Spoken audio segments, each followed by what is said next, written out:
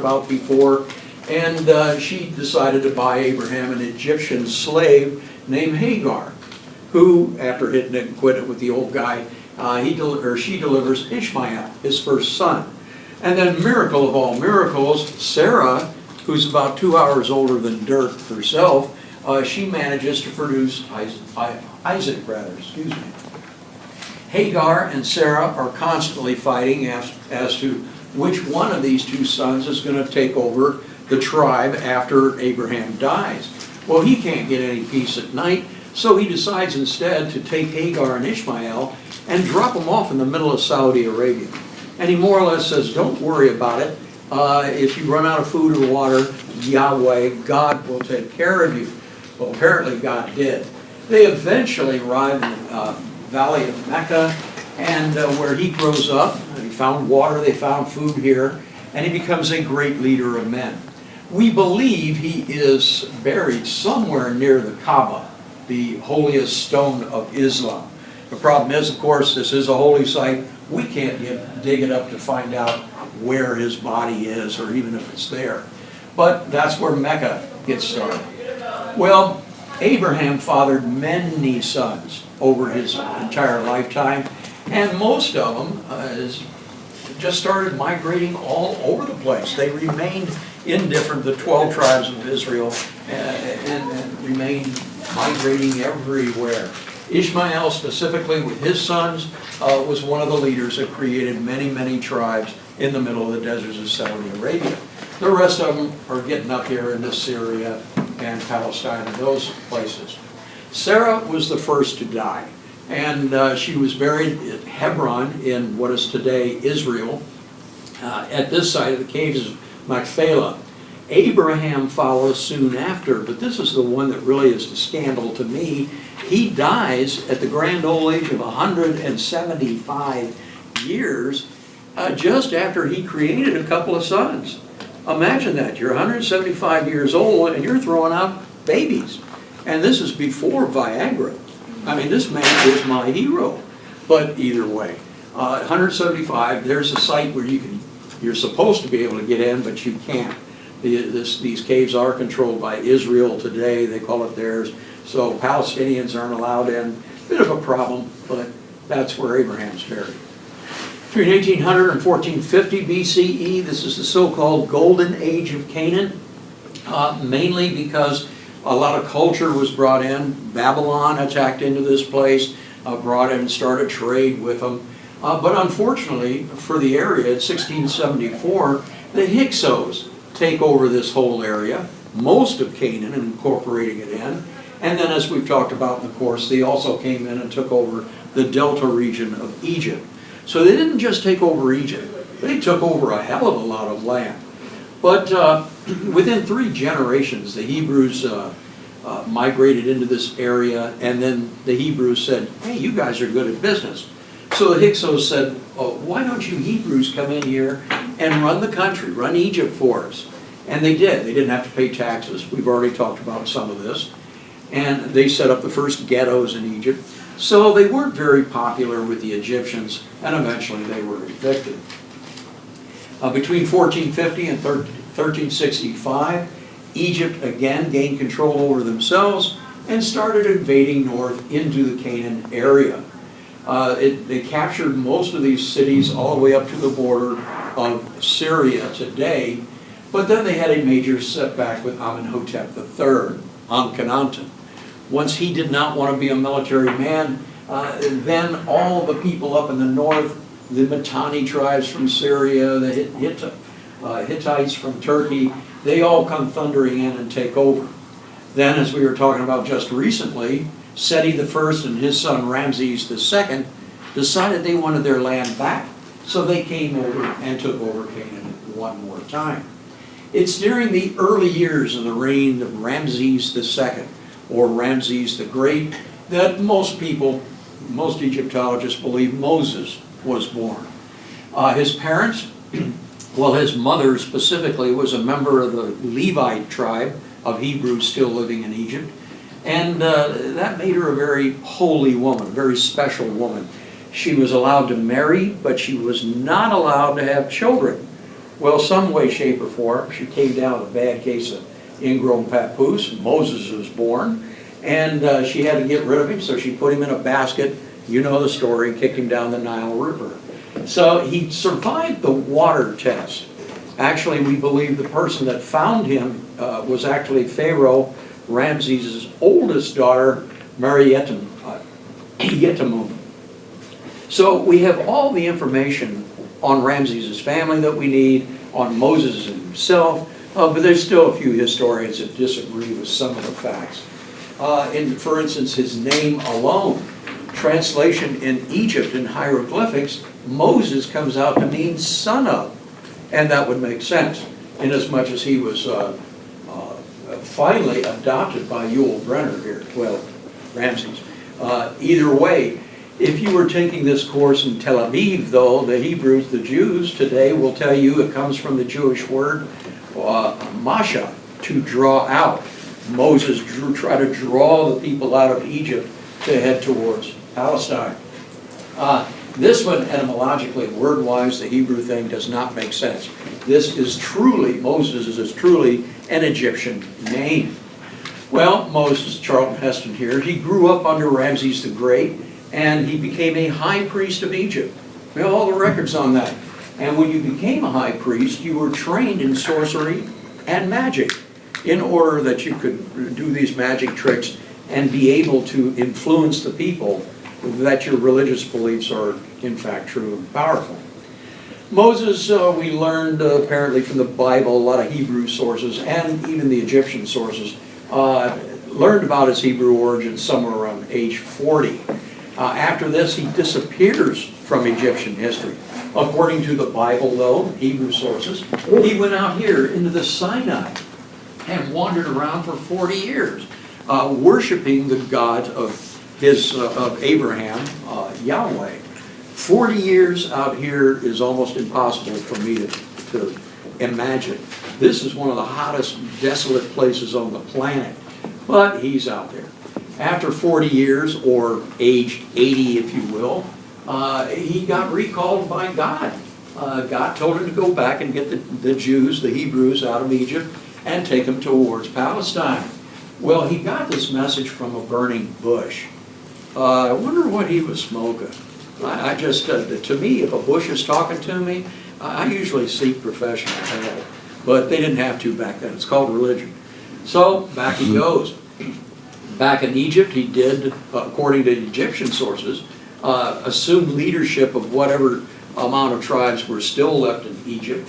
Then the Bible says he attempted to persuade his former father-in-law to release the Hebrews, but we know for a fact that they were not under any kind of bondage, so they left. But according to the Bible, according to the Hebrew sources, Moses had to do some tricks in order to convince Ramses that he was a more powerful person than Ramses himself. And one of the tricks I like to read about is the fact he turned his walking stick into a snake, and it devoured another high priest snake in the process of doing this magic trick. While this would have been very impressive in the Bible back in the day, half the magicians from Israel all the way over to India performed this trick. You can actually grab a snake, hold it up, and hypnotize the snake. And it will go just as stiff as a stick. And you can walk around with it all day. The snake don't care. He's gone. But just don't throw it down on the ground. Don't throw it down in front of your girlfriend, because this thing will suddenly wake up. And that's exactly the trick he did. So he's got his walking stick. He came in, threw it down in front of the other guy's walking stick. The snake woke up and swallowed the other guy's stick. So in this case, Moses' stick was larger. And in that case, size matters. But either way, it's an old trick. Then the Bible starts to talk about that God brought down the 10 plagues on Egypt since Ramses didn't let his people go. We don't have any records of these 10 plagues because they happen in Egypt every day. Some of them are happening right now. First, the waters of Egypt, the Nile, turned as if to blood. Frogs infested the land. Well, that's because the water has got so much plankton and garbage in it. bacteria in it. The frogs don't want to be there. Then this was followed by dust storms and lice. Well, the frogs died. They're getting eaten by lice and everything else. Happens every day. Flies became overwhelming. Really? I think the fly is the national bird of Egypt. I mean, there's so many flies. Cattle died because they couldn't drink the water and the flies were all over. Major hailstorms occur. They do. About every 10 years you'll have a hailstorm, or it might even snow. Crops failed. They're failing right now. Locusts ravaged the land. Yes, they do. The skies went dark for 3 days. Well, when you have an infestation of locusts, they usually blot out the sun. It scares the hell out of tourists. But lastly, the firstborn of the land, including Ramses the great son, died. This is true. But out of all these 10 plagues, the last one is the only one they ever documented, because Ramses' son died, and as we talked about in the last lecture, his son was actually 45 years old. He wasn't the baby you usually see in movies. Well, eventually, we believe in 1250 from Egyptian sources. That's when Moses said, leave. If you want to go, get out of the land, and they did. Moses, accordingly, he said he parted the waters of and passed the Red Sea and passed into the Sinai. And this is where the Bible and our Egyptian sources part, if you will. The Bible says that the Egyptian army followed in pursuit, and when they got to the place where the waters were parted, they rolled into it. Moses lowered his hands and drowned them all. No, no, no. To lose an army, and especially to lose Pharaoh, who's leading it, that would have been the most documented thing going in Egypt. Nothing. Nothing happened in 1250. What happened on this date in 1250 in Egypt? Nothing. So that's the only time in history you could say it. Well, if Moses did follow the usual route with his people, and he wanted to leave Egypt, this right here is where he would have parted, this area here. It's basically the superhighway going in and out of Egypt. It's called the Salt or Bitter Lake. Today you can go up there and you can picnic here. Sometimes when the waters are high enough you can bring in very, very small boats. But you got to get out of there by about 1 o'clock every day. And if you take your girlfriend or boyfriend out here, you can play games with them. Just say, hey, you know that Moses gig? You know how he parted the waters? Well, you know, I'm from UT. I learned how to do that as an undergraduate. All you got to do is look at your watch. At 1 o'clock, raise your arms. Because then you'll feel the hot winds of the Sahara coming out of the desert from the west heading east. And it literally parts this water for a while. About 1 hour. Somewhere around 2 o'clock, put your arms down. And your date will be most satisfied with you, thinking, oh, you must be a holy person or some stupid thing. But give it a try. This is where he left Egypt. And now for 40 years, according to the Hebrew sources, he's wandering around the hottest place in the world. 40 years out here. There is no water to speak of. There is no food to speak of. Little of anything. So how they survive, we don't know. It's truly a miracle, but at least they're out of Egypt. The Hebrews camped, according to all sources, at Mount Sinai, sometimes referred to as Mount Horeb. And it's here, crawling up these rocks, that Moses went up to receive, theoretically, the 10 Commandments. At this spot here. Mount Sinai, the last time I ever flew over it, was 7,450 feet high. He is a man way over 80 years old, and I would sure like to see him do that today. For me to get up here was a nightmare, let alone somebody that's now going on 100. Up at the top, not really anything to see. You see it here. There is a small monastery. When I walked up this thing, there was 3 monks living here in terrible conditions. And in the basement of this, they got a giant basement under here, is the skulls of all the monks before them. When you die, you go up here, you work all your life helping guys and stupid idiots like me go up to get some water or whatever. Here, have some water, have this cheap bread.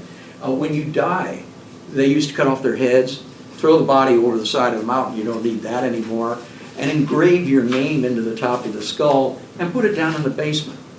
I could think of better ways to be buried, but either way, On this spot, it's holy because theoretically he received the Ten Commandments.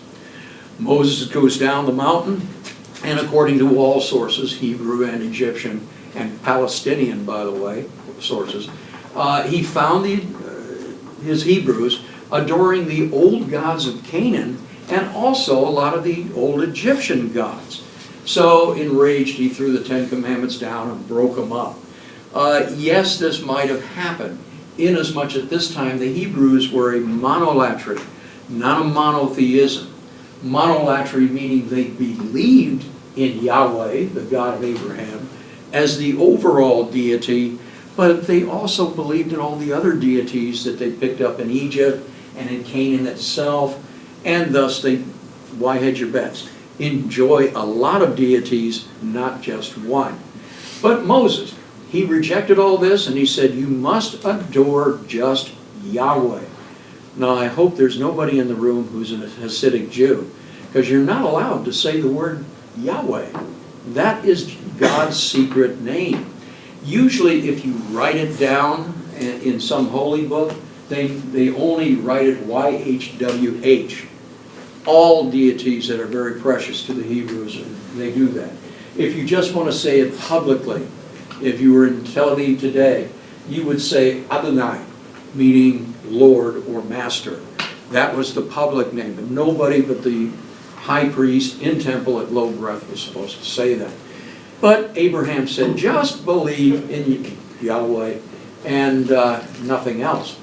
Rabbinical histories, not the Bible, but other rabbis writing down the history of the Hebrew nation at this time, states that during the Exodus, when Moses received the Ten Commandments, his face was burned terribly.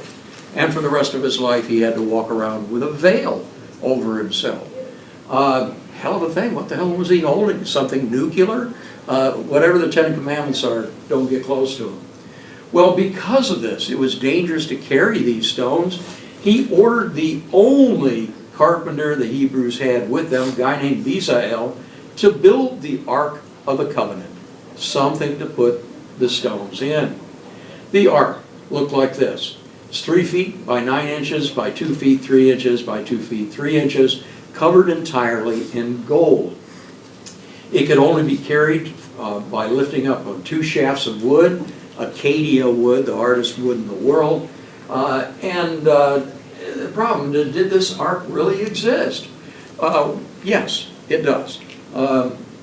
Usually, if it's a legendary product in ancient history, you might find it mentioned once or twice. The more you hear of it or hear of a thing happening or something existing, the numbers go up. But there are over 200 separate accounts of the existence of the ark. Not just the Bible, but in every darn Palestinian history we have, Egyptian history and things like that, that thing existed. Well, the ark is not even Hebrew. It's actually an Egyptian invention.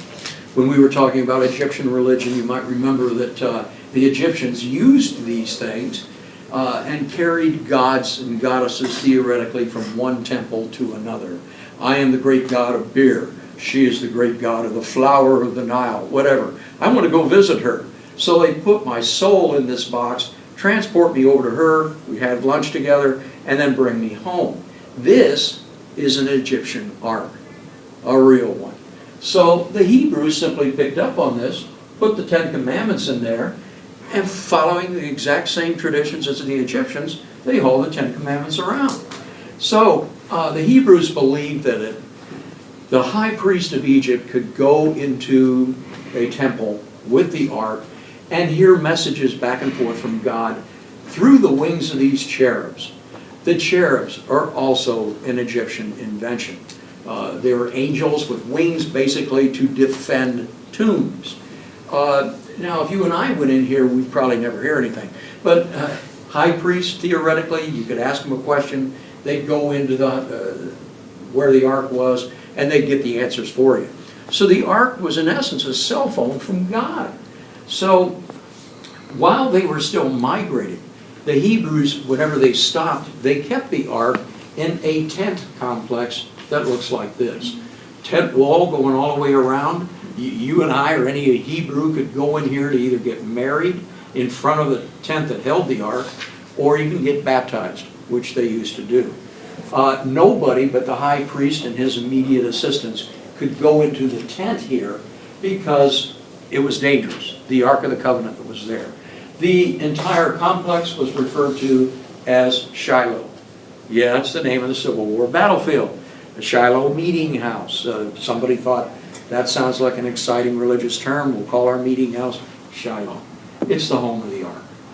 The first indication of the dangers of the Ark came when two assigned priests went into the tent, and without thinking, they burned what the Hebrews called strange fire. It's incense. And basically, God had told Moses when he picked up the Ten Commandments, don't burn incense in front of me. Well, maybe he had asthma, I don't know. But either way, these two boys did. Nadab and Abihu, and the flame leapt out of the ark and burned them up. There's only two times in history that these flames leaving the ark is actually documented, and this is the first one. The next one is when the ark eventually returns to Israel. We'll get to that in a minute. Actually, three times. I guess Indiana Jones, he had flames leap out of it too, but either way. The Hebrews discovered the only people that could pick up the ark, even using the poles that ran through it, were the Kohathite tribes, the sons of Kohath, who were just a sub-tribe of the Levites. Anybody else was killed automatically. So if you find the ark, you want to go touch it, I wouldn't advise doing that unless you're a member of these high families. So in the end, basically, you think Indiana Jones touched this? No, he wasn't even Jewish, so he would have gotten roasted. The Hebrews realized over time that they could use the Ark of the Covenant as a weapon system. It was that deadly. But again, only two times did flames leap out. The rest of the time, when they went into battle, they put the Ark in front of them, and all of a sudden it would start to shake and moan. And that's a good time to just take your hands off those rods, because then it would run through the enemy and leap off the ground, go into the enemy and run over them like a New York taxicab. That's how it killed people. You just had to get out from being in front of it. Well, Moses, back to him, he led everybody to the promised land, right into Canaan, and that he couldn't go into what we call Israel today. He had a lapse in humility, and God just told him, nope, can't do that. So the Hebrews, he wanders off into the desert, and he dies out here somewhere around age 120, and we believe his body is actually in here, Nabi Musa monastery. Nobody's allowed in there, so you can't go in and see if it's really true. But he passed command of the Hebrews to Joshua, one of his more powerful soldiers. Joshua led the people from Canaan in towards what we call Israel today. He didn't like the term Hebrew so much, so he changed their name to the Israelites. This is where Israel and the Israelites name comes from. In Aramaic, the language of Jesus and the Hebrews, if you will, it means warriors of God. And he thought this might entice them to cross the Jordan River and enter into Palestine, or Israel, as we call it today. The Hebrew sources actually say he used the ark in order to cross the Jordan River. But they make the Jordan River sound like it's the Mississippi River. This is where they crossed. Not much. You could actually put the ark down here, and it would stop enough water for you to cross without getting your socks wet. Actually, if you take the American Distress Tour through all of Israel, they'll take you to a site that's maybe 3 miles upstream from this. They'll drop you off and they'll say, this is where the Hebrews crossed. Naturally, all those good Christians get on their knees, they get into the water, they're baptizing each other. It's the funniest thing you ever saw. But either way, don't ever believe a tourist guide. You're really about 1 mile to 2 miles away from the site where they really crossed. Joshua finally had to go straight towards Jericho, one of the first cities ever created in the Neolithic age. He had to go there because that's the only place with clean water. So he had to take it. He ordered, according to Jewish histories, that people take the ark and walk it around the walls of Jericho for 6 days and blowing trumpets. On the 7th day, all the Israelites yelled and screamed, blew their trumpets, and the walls of Jericho fell down. You can still see Jericho today. You can still see the walls, the original walls, knocked over.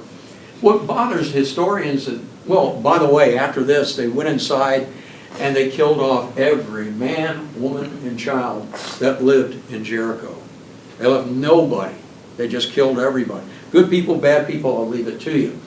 But what bothers historians is that at this time, throughout the ancient Near East, there was giant earthquakes, as far away as the capital of Egypt. So, what knocked the walls over? Earthquakes? Yahweh? I'll leave it to you.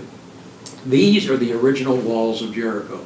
You did not want to see these pictures at all. If you didn't see them, you're not allowed to take pictures over Israel today. But to hell with them if they can't take a joke. Either way, I got them just for you. The city was critical, like I said, because it's the only place with fresh water. There is the Dead Sea 12 miles away, but that's just salt water. You can't drink it, whatever. But having taken Jericho, the Jews officially had a foothold in present-day Israel. So they started fighting with the indigenous people. They tried to take a lot of their lands. These are the famous Philistines. They were far superior in technology than the Hebrews were at this time. They had chariots, they had iron weapons, they had military technology that would not quit, and they got the damnedest haircuts in the world. I think they're the guys who invented the crew cut. Take your hair, get some motor oil or grease, and stick it straight up. And then you may paint it any color you want so you look grim in battle. But the Philistines did all that. Well, the Israelites found themselves unable to win battles against the Philistines, so the Israelites lived in the worst areas of Canaan and in Israel. 150 years later, Joshua's gone. They started to learn Philistine ways of fighting, and they had a little bit more confidence in themselves. So they went out to meet the Philistines at the Battle of Ebenezer, or Aphek as it's called by the Philistines, and the Philistines beat them again. Soundly threw them a whooping. Well, wanting revenge, the Israelites went back and they recovered the ark and tried to fight again. But damn, all of a sudden the ark falls into Philistine hands. And we start having more documentation from the Philistines about this particular weapon of war. It fell into their hands. The Philistines took the ark first to a city called Ashdod. This is the oldest image of the ark. And there they put it in a temple to their god Dagon, who's half fish, half man. Next morning walked in the temple and damn, the statue of Dagon wasn't in a million pieces. So they thought, okay, that happened. Something happened in the middle of the night, earthquake, whatever. The second day, the people of Ashdod started falling apart. You go to shake somebody's hand, your hand falls off on the floor. It's time to get rid of that thing. It's too deadly for them. So, in desperation, Ashdod sent it over to the city of Ekron, which is still there today, and it's a great olive oil producing center. And they said, hey, you want a box of gold? We got it for you for free. I think I'd wonder what's wrong with that gold if somebody was giving it to me for free. Nonetheless, at Ekron, exactly the same thing started happening. Well, the Philistines didn't want the ark, so they put it on an ox cart, and they sent it unmanned back into Israelite territory. We don't want your stupid box. It's just too deadly. We know somewhere around 1000 BCE, it crossed back into Israelite hands and arrived at a settlement called Bethshemesh. There, 70 men tried to open it. There's no high priest around. Let's look in and see what the Ten Commandments look like. All 70 men were killed in a flash. They were gone. Between 1000 and 990 BCE, the ark made its way back to now what was the capital of the Israelite nation, the city of Jerusalem. There, the then king, and we'll talk about him in 1 second, David, saw the ark and he refused to get near it, refused to have it in his capital, and he put it back in Shiloh, the tent complex, but outside the city walls of Jerusalem. So now we're back to having Israelite documentation. So before we go any farther on that, how did we form the nation of Israel? 1025, Judge Samuel selected this guy, Saul, as the leader of all of the 12 tribes of Israel. He wanted to unify all Hebrews to be able to fight the Philistines. So Saul calls for the formation of a new army, all the tribes together. And a young man suddenly shows up named David, famous David. So he's just a kid at this time. The Bible portrays him as being a meek shepherd boy. No, no, no. Philistine histories and other rabbinical histories say that no, he was an extremely skilled warrior. So he was accepted into the army, and eventually he actually got into Saul's family. He fell madly in love with Saul's daughter. When the war finally, when they wanted to use this combined army, they went against the Philistines, and the Philistines managed to take some guy named Goliath, a giant from the city of Gath. That's the guy's city, and we're looking for his body today. We know that Goliath existed from Philistine sources, and now confirmed by the Bible. The Bible states Goliath was 6 cubits tall. Well, that means he wouldn't be a warrior. He could not join the Air Force, the Army, the Navy today. He would be 9 to 12 feet high, as close as. He would be in the NBA, for God's sakes. Somebody hand him a damn basketball, not an M16. Either way, David managed to kill the giant using a slingshot. Well, if you read your Bible today, you think a slingshot. He must have been a meek nobody. No, the slingshot back then was the AK-47 of its day. It is the deadliest weapon they had. Only somebody who is a serious soldier with time on his hands to learn how to use this weapon ever used them. They had 2 types of slingshots. One of them was good out to about 50 yards and kill a man in a heartbeat. The other was good out to about 100 yards and take a guy's eye out. Again, these slingshots, though, would have been, well, they were used all the way up through the Roman Empire. Everybody had slingers on their side because these were the grenade throwers of their day.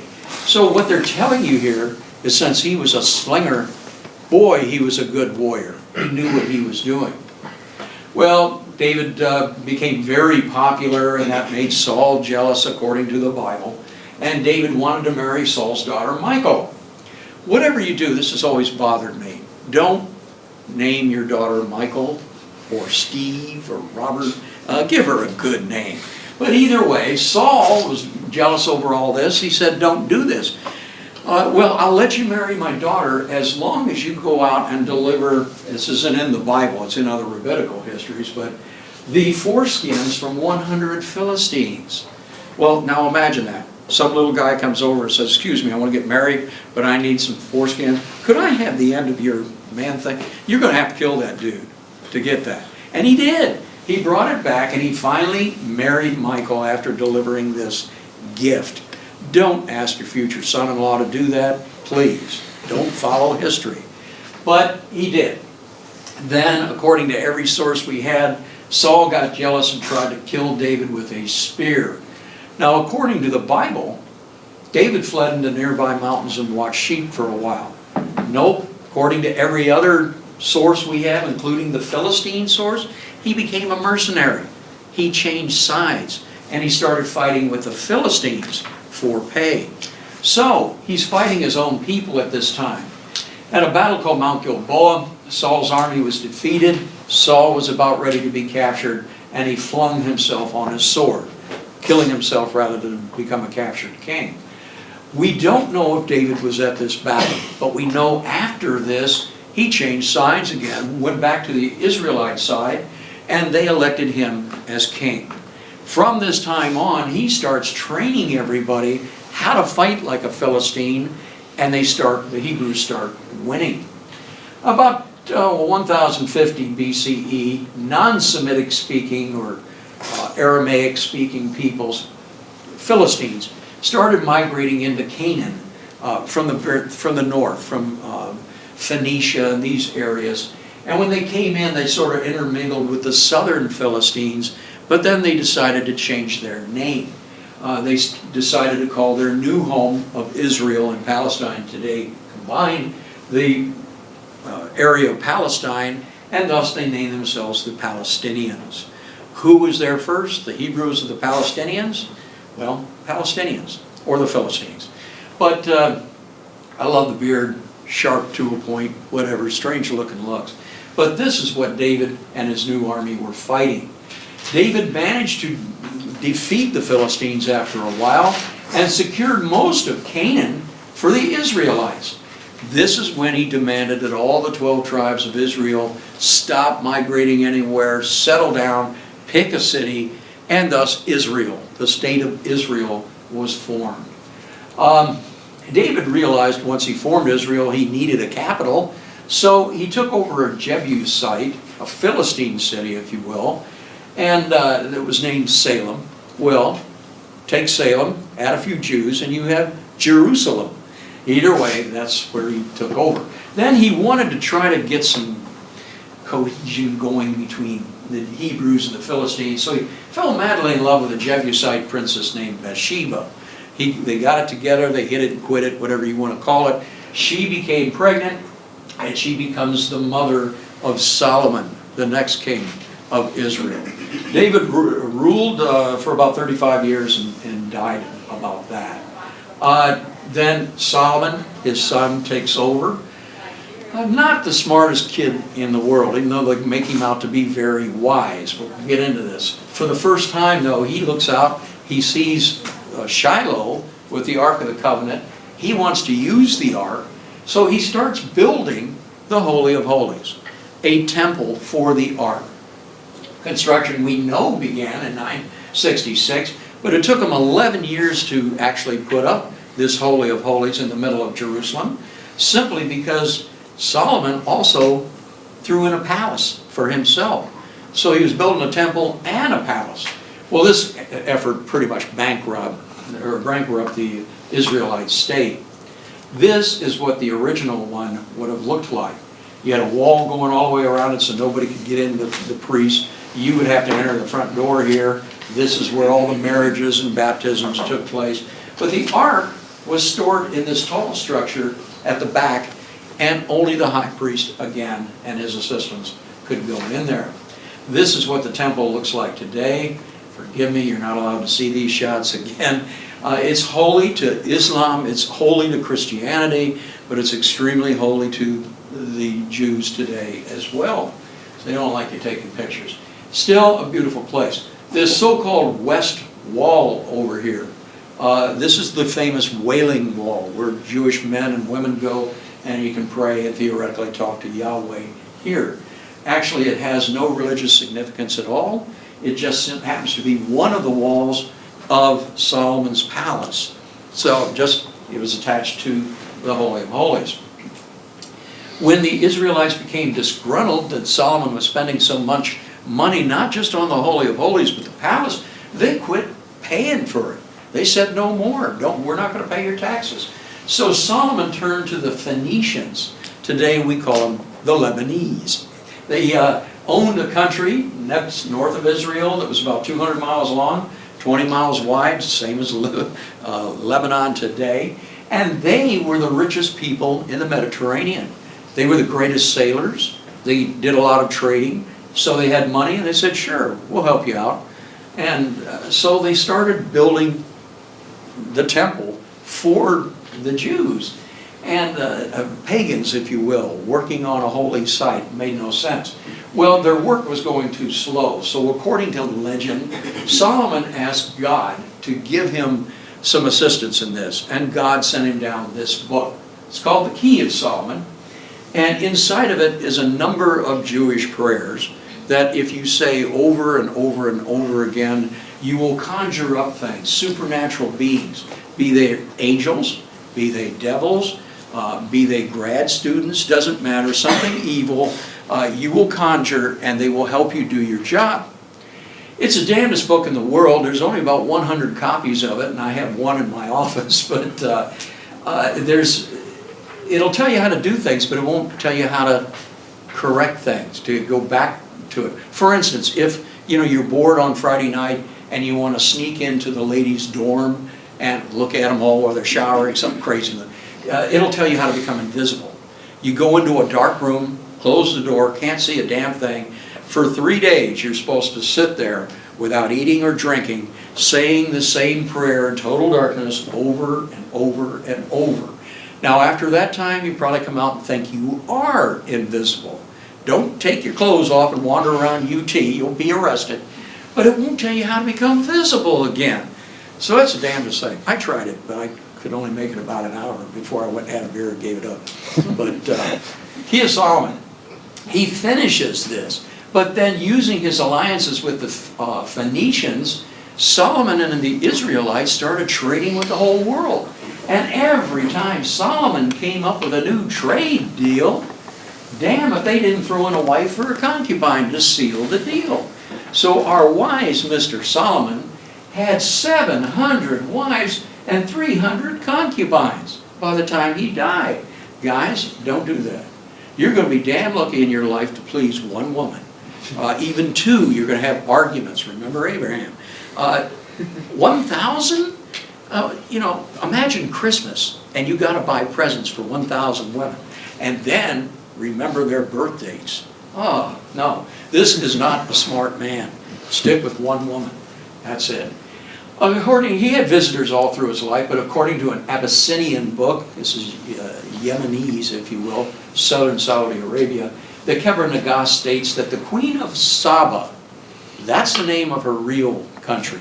We call her the Queen of Sheba after it gets in Anglo-Saxon. She decides to leave, her name is Makeda.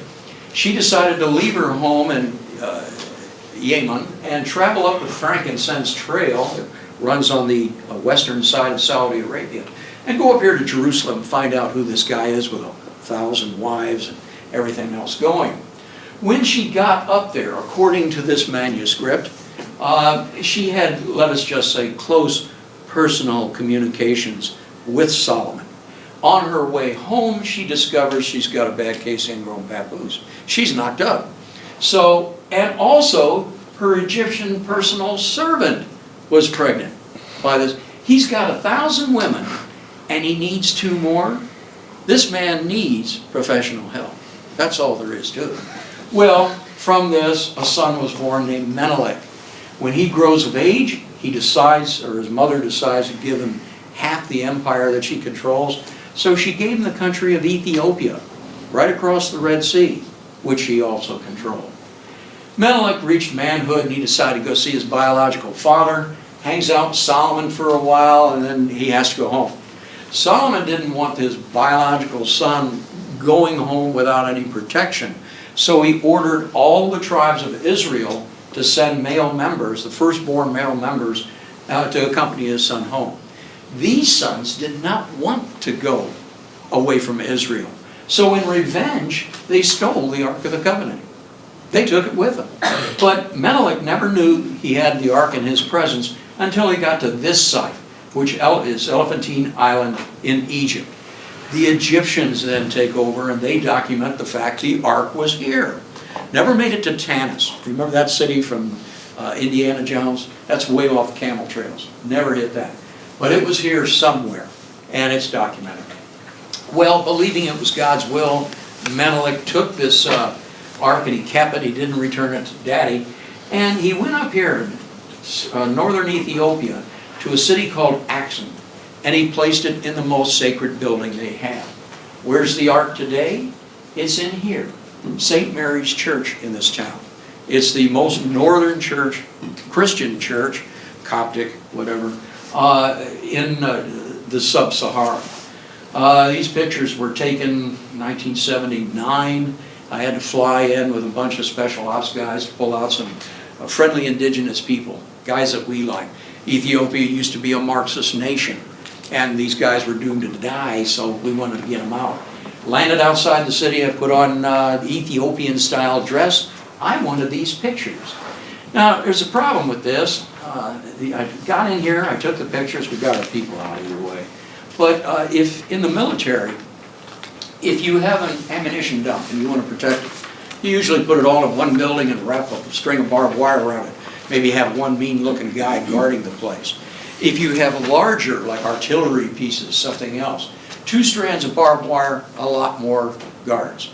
If you have a nuclear weapon, 3 strands of barbed wire, a hell of a lot of guards, and oh man, dogs everywhere. Guess what? 3 strands of barbed wire. And the biggest suckers you've ever seen guarding. Nonetheless, I managed to be close to this place. I got up almost to the front door. This is where it is. And that guy showed up, got in my face. This is the biggest well, he's big. And either way, he said no. And that's the only English word he knew. He grabbed a camera off my chest, ripped it off, and says, that's it. Well, when you try to go and take a picture of something like this, always carry 2 cameras. One on the front of you, it's an old junk camera, and then you're taking pictures with your real camera. So that's how I got these pictures, just for you guys. With the Ark of the Covenant in here today is called the Tablet. Now, why hasn't anybody gone for it? Anybody want to? It's a solid box of gold. Remember, unless you're a Levite tribe, member of that, you can't touch it, or you will die. And I thought, well, let's try that. Let's go to Axum, Ethiopia, and we'll see if we can't fake out God. We'll have somebody with the lowest score, the lowest grade in the class, put on Levi jeans and see if he can't touch it. I thought it might work, but either way, the kid's frying. Well, that's where it is today. Good luck trying to get it. Well, meanwhile, back in Israel, Solomon dies, and his son, his oldest son, from an Israeli woman, Rehoboam, takes over. Rehoboam's no good. He can't keep the nation together, and it divides into Israel in the north and Judah, or Judea, in the south. Divided, it could not stand. We've already talked about this in passing. 586, Nebuchadnezzar and his Babylonians attack Jerusalem and take it over. He was really irritated when he went into the Holy of Holies and there's no ark. It was gone. It's down in Ethiopia by this time. And thus, Nebuchadnezzar took 27,290 men and women as prisoners back to Babylon. And to the Jews, this is a very important time in their history. It's called the Babylonian captivity from 586 to 539. Had this lasted longer, this captivity, the Jewish faith and the nation would not exist today. They were taking in too many different religious concepts, different social concepts. The people changed during the captivity. Well, now we do have another document, according to Syriac Apocalypse of Berush. This is an Aramaic document. Don't try to say this, by the way, again after 2 or 3 Jaeger bombs. You'll be spitting all over your date. But while Nebuchadnezzar was attacking Jerusalem, the high priest did not want it to be captured, so he threw it down this hole that's in the center of the Holy of Holies called the Well of Souls. It's believed by the Jews that the ark was simply taken up to heaven by God. He took his cell phone back, so we lost it here. 99.9% of the world still believes it's in Axum. This is a good story, but it doesn't make sense historically. Finally, the Jews that were captured they're up in Babylon at this time. A Persian king named Cyrus the Great comes in at this time and captures all of Babylon. When he got into the city itself, he saw that all these Jews were around, and he said, "Hey, nice to have you in town, but why not go home?" He even gave them their gold back. So the Jews left the captivity and went back to Israel to start over. Since they thought Cyrus had freed them, they thought he must have been sent by Yahweh, by God. So in your Bible, in the Old Testament, he is called Messiah. And he is the chosen one to lead them out of captivity. But he's not the first Messiah. He's the first one mentioned in the Bible that was a representative of God. There's actually 7 of them in Jewish history, men called the Messiah or the Savior. When they got home, the Jews changed their name to Koresh, meaning God's chosen, don't pick on us, or God will come down and kick your butt. Once the captivity was over, though, a lot of Jews started practicing worldly traits. A lot of Jewish men started dating non-Jewish women, which is a capital offense in many cases in Israel even today. So some of them took non-Jewish ways, while half the nation started following the old ways of Moses, and thus the nation fell into two, non-Jewish kind of folks, and then zealots, who are the ones who followed the old laws. Thus Israel fell into a civil war. Well, while they're fighting into a civil war, deviate away from it for a second. What about women at this time? If ever you wanted to go back in history and go back in a time machine and you happen to be a woman, don't go to Israel. All women were subservient completely to men. I'm not saying this to be anti-Semitic, it's the absolute truth. If you were an Egyptian woman, you had equality. Mesopotamian woman, equality half the time. Here, total subservience. A husband could divorce his wife, but a woman could not divorce her husband. A woman was required to address her husband as Adon or Baal, Lord or Master. Guys, don't try that today. Not with an American woman. She's living over there smiling like, yeah, you want me to call you Lord? I'll kick your ass. Whatever. I know it'll happen. Don't. They won't do it. And then after this, no woman was allowed to be a priestess in a temple. It was all a male-dominant area, and still is today. If a woman was stoned or burned to death if she lost her virginity before becoming marriage. What a good reason to say no. But either way, if a woman was a victim of rape, she was forced to marry her rapist. Everywhere else in the ancient world, the rapist was stoned to death. I think we need to get back to that. If we find a rapist, let's take him into the glass bowl and stone him on Fridays. It's better than some of the games we play, so let's try that.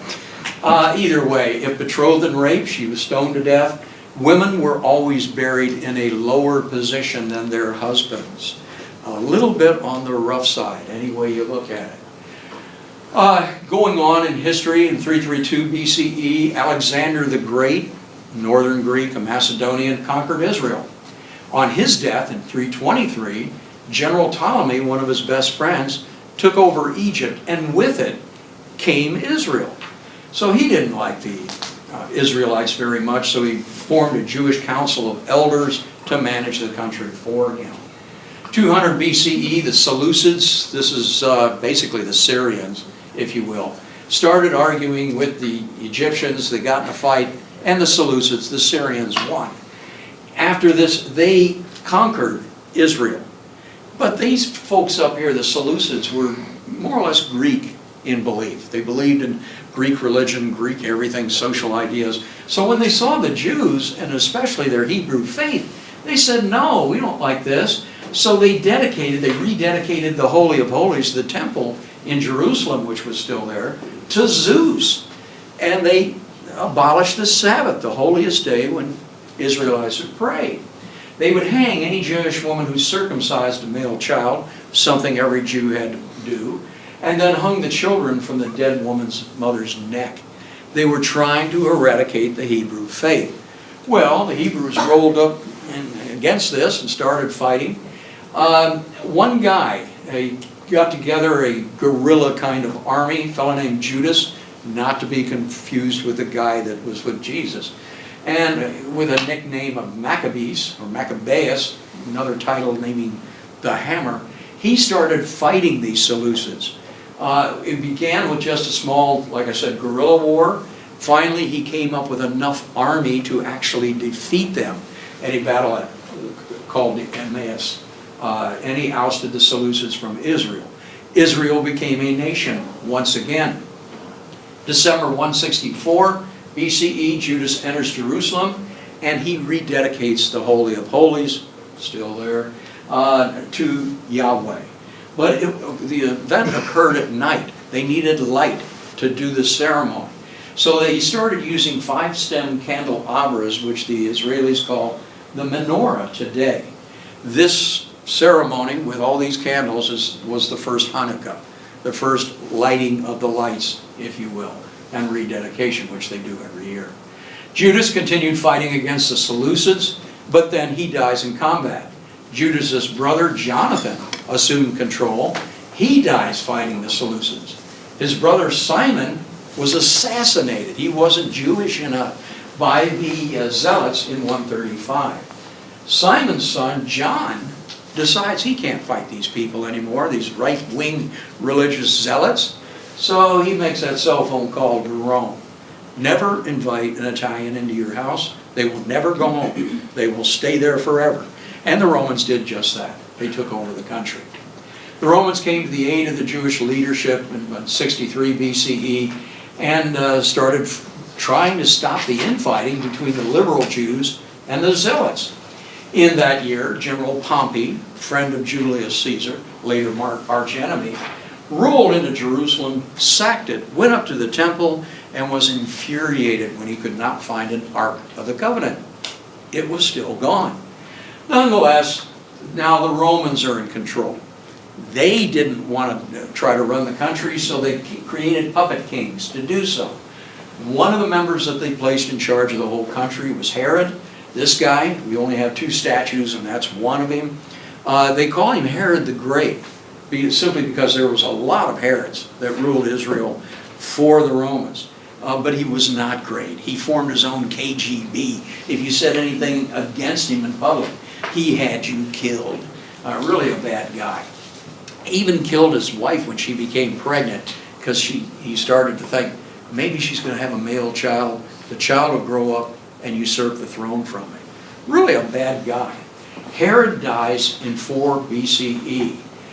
In this year, same year that he dies, a guy named Yesu ben Yosef is born. Jesus of Nazareth. Why 4 and not 1? Well, in about 700 AD, the Pope ordered a monk named Dionysius Exegetus to go down and try to figure out exactly when Jesus was born. Well, Dionysius, he failed history and math at UT, so he screwed everything up, and he came up with our 0 date. Later on, about 700, the Pope said, well, we're also going to figure out when Jesus was born. And they wanted to end some pagan holidays, so they just automatically said December 0 AD, that's when Jesus was born. Jesus was born in April, the same year he died. We know a lot about it, but the church changed it. And this guy's death changed history a bit. Well, fed up with Herod, fed up with Roman occupation, the Zealot Jews revolted in 70 AD. They revolted, but the Romans were too good and were always winning. So the last group of these Zealot fighters went up here, a place called Masada in the middle of the desert. It's sort of in Israel, but it's right on the border towards Jordan today. So this place, this tall mountain, was a palace that Herod had put up. 960 men, women, and children went up here and tried to hold out. This is the Israeli Alamo. They held out against the 10th Legion of Rome for 15 months. This is what it looks like from the air. The Romans started to build a ramp, a rock ramp going up here because they just simply couldn't attack in any one direction. So using slaves, using whatever, it took them 15 months to do this. This is the original Roman military camp for this. The night before they knew the Romans were going to get into this fortification, 10 warriors were drawn by lot, and they went through all of Masada, killing the other almost 1,000 people. Better to die than become Roman slaves. So they said, we're all just going to die. In the end, after that was done, the 10 men drew lots, and the last remaining guy who won killed the 9 others. Then he went through the whole place, burning it down. Again, the Roman camp as it is today, this was taken, oh God, maybe 7 years ago. You can walk up this thing, but I don't advise it. I don't know how an army guy back in the day had to run up here with armor on. You can take an elevator, that's a lot better. But either way, 10 warriors killed, then the last guy burned everything down and killed himself. The Romans entered Masada the next day, and they found 7 people survived, 2 women and 5 men, who decided, no, we don't really want to die. I think I can be Roman. Today, having flown with the Israeli Air Force, we know Israel has nuclear weapons. They have some of the finest in the world, actually. And they do have, I've been told by their pilots, that should Israel ever fall or looks like it's going to fall to an Arab bunch or whatever, they have orders to take off with these nuclear weapons and bomb their cities and destroy everybody, rather than to fall under Islamic hands. What do you think? What if Canada was invading from the north and Obama was going to blow us all up rather than become Canadian? Would you want that? Or could you become Canadian and drink Molson's beer? Learn how to play hockey? I'd rather that, I think. But they have these plans. Also, in the last couple of years, well, last 20 years, if you became an Israeli officer of any sort, you took your allegiance to the country up here at Masada. But since it's so close to the Jordanian border, there's always air cover. They don't want somebody coming over blowing up new officers. So, this is an old girlfriend of mine, hate to admit. She was just becoming an officer and she asked me to fly the air cover. So that's me. You didn't see it because Americans are not allowed to fly for foreign countries. So you didn't see that. Either way, having won killed off the zealots, done whatever, Rome began to disperse the Jews throughout the world. Over time, as they went all over the world, a lot of them decided to go way up here into Russia. And their language changed. The language of the early Hebrews, the language of Jesus, was Aramaic. It was not Hebrew as we know it today. So if you decide to study ancient documents that Jesus might have been reading or doing, no, you can't speak Hebrew. You got to think Aramaic. You got to think the ancient. Later on, they picked up German and Slavic, put it together, and the language they speak in Israel today is Yiddish. Completely different language. So if you went up to heaven and you're speaking Hebrew, Jesus wouldn't know what you're doing. He'd take one look at you and there you are gibbering at him, and he'd just go, oh, Jesus Christ. Whatever Jesus said when he get mad. Either way, the nation of Israel reemerged in 1948. And you know how it goes from there. People, problems, everything still exists. Anybody want to go looking for the ark? Why don't we just do that instead of having a final exam? Sure. Any questions? Okay, when next we meet, we'll review for fun. Go in peace.